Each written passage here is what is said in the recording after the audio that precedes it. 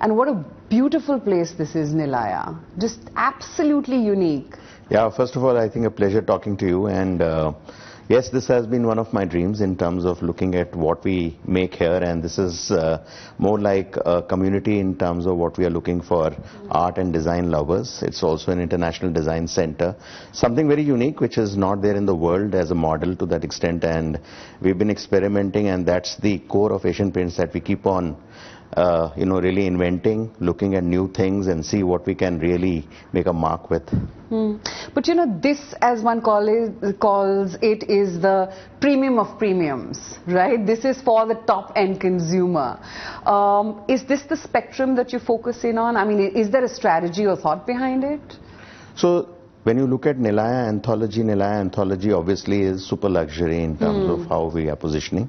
But apart from luxury, it is something which is about collections which are limited, which are very unique. It's collectible art. It is about curators who are not known across the world.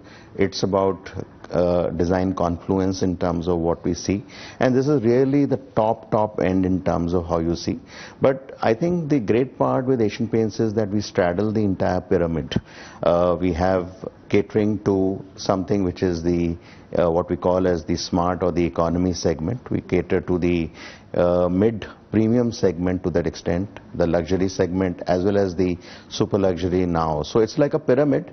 I think the endeavor at Asian Paints always has been that how do we kind of really moving the people up the pyramid, from the unorganized to the organized, and then from each of the layers you keep on lifting the people and getting them up in the pyramid to that extent. And that's the strength of the brand in terms of how it is overall, because one, of the sheer reach in terms of what we have, and secondly in terms of being with the consumer as a legacy brand over the years. Absolutely.